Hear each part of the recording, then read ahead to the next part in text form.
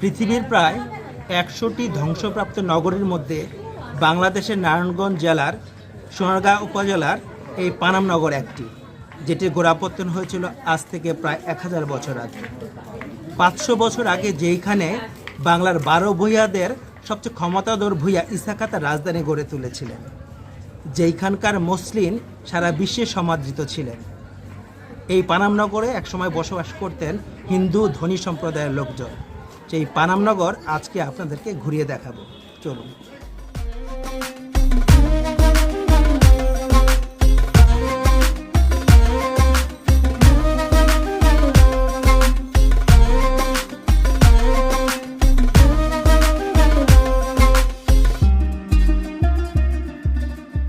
ঢাকার 0 পয়েন্ট থেকে সবচেয়ে নিকটতম জেলা হলো নারায়ণগঞ্জ।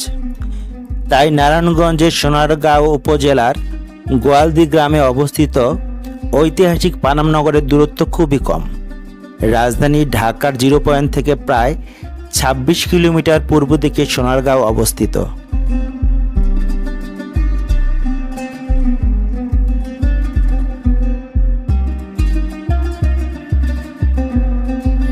ঢাকা থেকে বেশ কয়েকটি কোম্পানির বাস সোনারগাঁয়ে যায়। আবার সোনারগাঁওয়ের উপর দিয়ে ঢাকা চট্টগ্রাম মহাসড়ক চলে যাওয়ায় চট্টগ্রাম, কুমিল্লা, নোয়াখালী ইত্যাদি জেলার বাসেও সোনারগাঁয়ে পৌঁছানো যায়।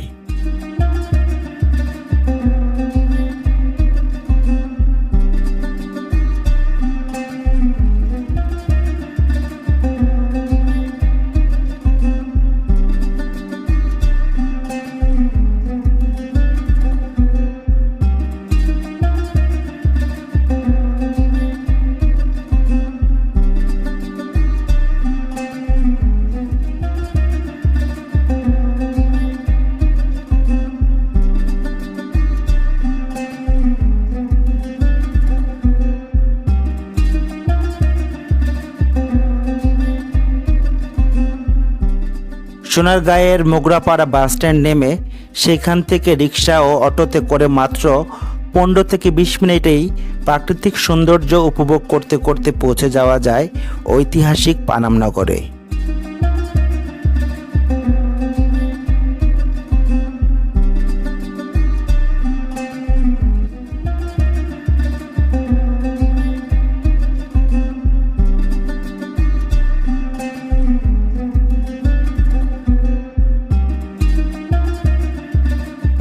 বর্তমানে পানাম নগর বেশ জনপ্রিয় দর্শনীয় স্থান হয়ে ওঠায় পানাম নগরে প্রতিদিন অনেক দেশি বিদেশি পর্যটকের সমাগম ঘটে।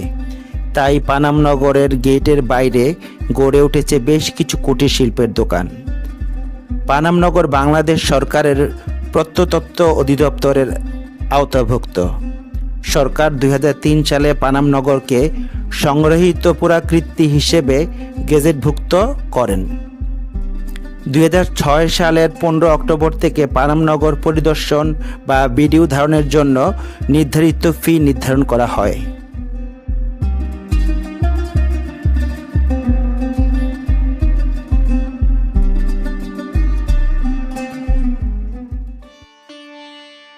কয়েক শতাব্দী পরে আজও পোড়ামাটির এই দালানে বাংলার হারিয়ে যাওয়া ঐতিহ্যের গন্ধ পাওয়া যায়।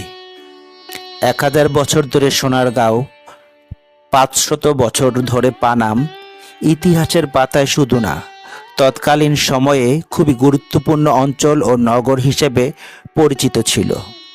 পানাম নগর উপনিবেশিক সময়কালে স্থাপনা হলেও এর ঐতিহ্য সুলতানি আমল থেকেই আছে। সুলতানি আমল থেকে পরবর্তীকালে মোগল থেকে শুরু করে আপ টু উপনিবেশিক সময়কাল পর্যন্ত এই অঞ্চলে মানুষ বসতি করেছে, কার্যক্রম করেছে এবং বিখ্যাত করেছে নানা কারণে। যুগ যুগ ধরে বহু পর্যটক এখানে এসেছিলেন। পানাম নগরের সৌন্দর্য আজও যে কাউকে মুগ্ধ করবে নিঃসন্দেহে। 15 শতকে ঈশা খাঁ সোনারগাঁওয়ে বাংলার রাজধানী করলে অনেকে পানাম এবং সোনারগাঁওকে গুলিয়ে ফেলেন, কিন্তু আদতেও পানাম এবং সোনারগাঁও এক নয়। নগর হিসাবে পানামের গড়ে ওঠাটি অঞ্চল হিসাবে সোনারগাঁওয়ের পতনের সময়কালে। এখানকার টিকে থাকা বাড়িগুলোর স্থাপত্য ঔপনিবেশিক ছাড়াও মোগল, গ্রিক এবং গান্ধারা স্থাপত্য শৈলীর সাথে স্থানীয় কারিগরদের শিল্পকুশলতার অপূর্ব সংমিশ্রণ লক্ষ্য করা যায়। প্রতিটি বাড়ি ব্যবহার উপযোগিতা, কারুকাজ, রঙের ব্যবহার এবং নির্মাণ কৌশলের দিক দিয়ে উদ্ভাবনী কৌশলতায় ভরপুর।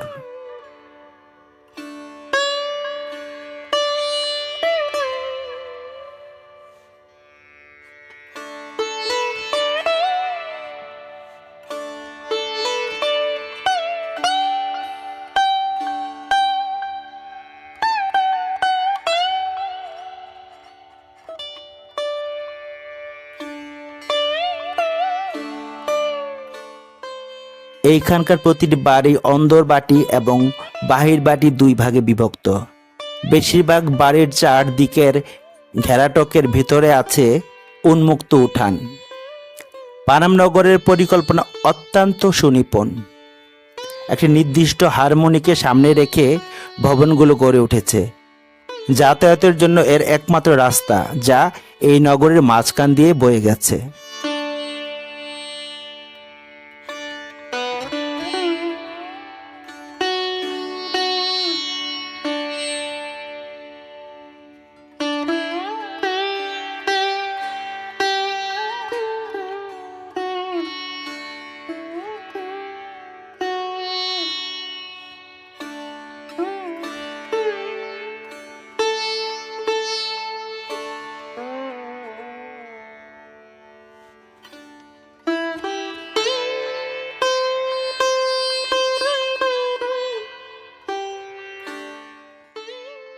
ব্যবসা বাণিজ্যের দিক থেকে সে সময় পানামের গুরুত্ব ছিল অনেক।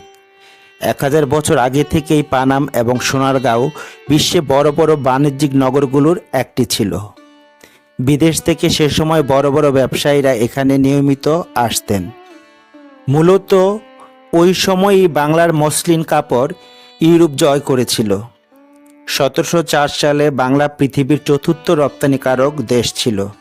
সেই চতুর্থ রপ্তানিকারক দেশ হয়ে ওঠার সাক্ষ্য বহন করে আছে এই পানাম নগরীর স্থাপত্যগুলো।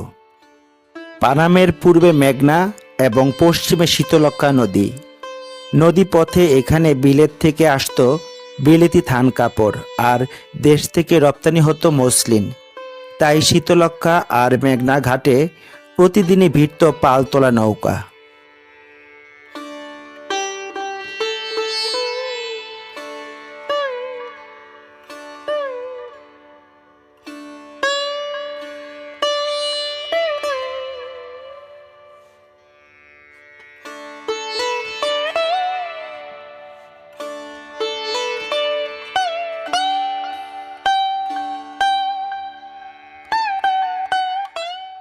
মূলত পানাম ছিল হিন্দু ধনী ব্যবসায়ীদের বসতক্ষেত্র।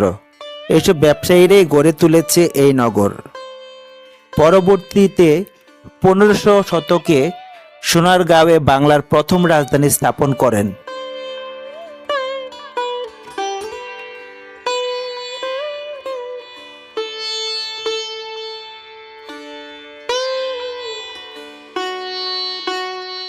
পানাম নগরে আবাসিক ছাড়াও প্রান্তশালা, দরবার কক্ষ, গোসলখানা, শয়নকক্ষ এবং ধর্মীয় উপাসনালয় ছাড়াও আরও কিছু ভবন রয়েছে।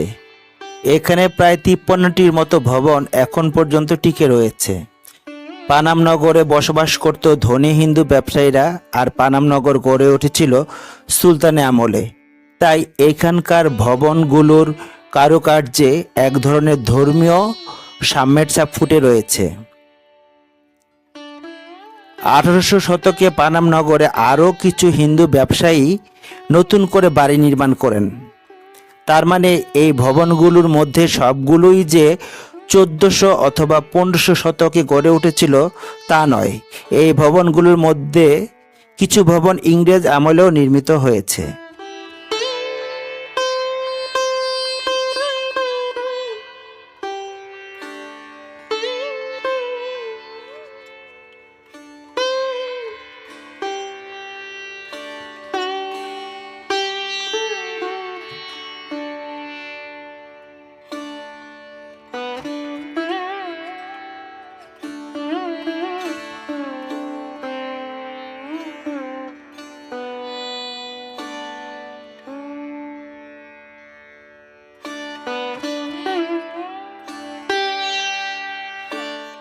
নগরের পানি সরবরাহের জন্য দুই পাশে দুটি খাল এবং 5টি পুকুর রয়েছে। এছাড়া প্রায় প্রতিটি বাড়িতেই রয়েছে কূপ। নগরকে জলাবদ্ধ মুক্ত রাখতে খালের দিকটা একটু ঢালু করা হয়েছিল। বাড়িগুলোর পিছনে যে দুটি খাল রয়েছে এর মধ্যে একটি রয়েছে পঙ্খিরাজ খালের একটি শাখা, আরেক দিকে রয়েছে মানুষের খননকৃত একটি পরিখা। খালটি একটি নদীর সাথে মিশেছে, ফলে বাহির বাণিজ্যের জন্য এটি ব্যবহার করা হতো, আর অন্য দিকের পরিখাটি নগরীর নিরাপত্তাজনিত কারণে খনন করা হয়েছিল।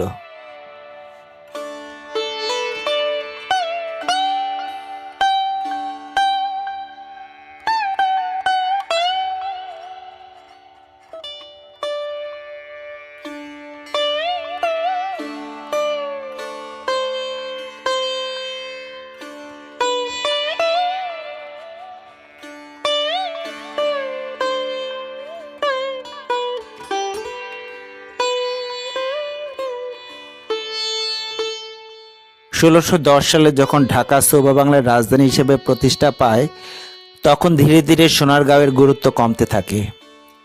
এরপর 1757 সালে পলাশীর যুদ্ধে নবাব সিরাজউদ্দৌলা পরাজিত হলে সবকিছুই চলে যায় ইংরেজদের দখলে। মূলত এরপর থেকেই আমাদের দেশ থেকে ইউরোপে মসলিন কাপড়ের রপ্তানি বন্ধ হয়ে যায়। ইংরেজরা এর পরিবর্তে এখানে শুরু করে নীল বাণিজ্য। এভাবে দীর্ঘদিন চলার পরে 1947 সালের দেশ ভাগ হবার সময় পানাম নগরের হিন্দু ব্যবসায়ীদের মধ্যে বড় একটা অংশই ভারতে চলে যান। কিছু হিন্দু বণিক অবশ্য তখনও থেকে যান এখানে, কিন্তু 1965 সালে ভারত পাকিস্তান যুদ্ধ শুরু হলে হিন্দু ব্যবসায়ীদের এই বসতবাড়িগুলো লুটেরাদের দখলে চলে যায়। সে সময় পানামের এই ভবনগুলোর সুনিপুণ কারুকার্যময় দরজা জানলাগুলোও লুট হয়ে যায়। এই ঘটনার পর জীবনের ভয়ে হিন্দু ব্যবসায়ীরা দ্রুত ভারতে পাড়ি জমালে জনমানবহীন, নীরব, নিস্তব্ধ ভুতুড়ে নগরে পরিণত হয় এই পানাম। পানাম নগর জনশূন্য হয়ে গেলেও রয়ে গেছে এর সমৃদ্ধির ইতিহাস। আর এই ইতিহাসের সাক্ষী হতে আপনারাও পরিবার পরিজন নিয়ে ঘুরতে আসতে পারেন এই পানাম নগরে।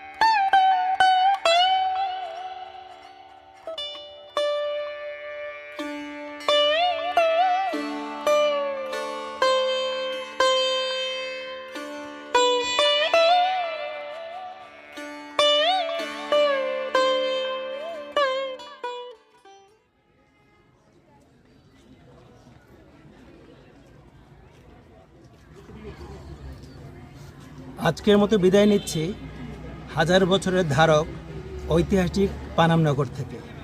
পরবর্তীতে দেখা হবে অন্য কোনো দিন, অন্য কোনো জায়গায়।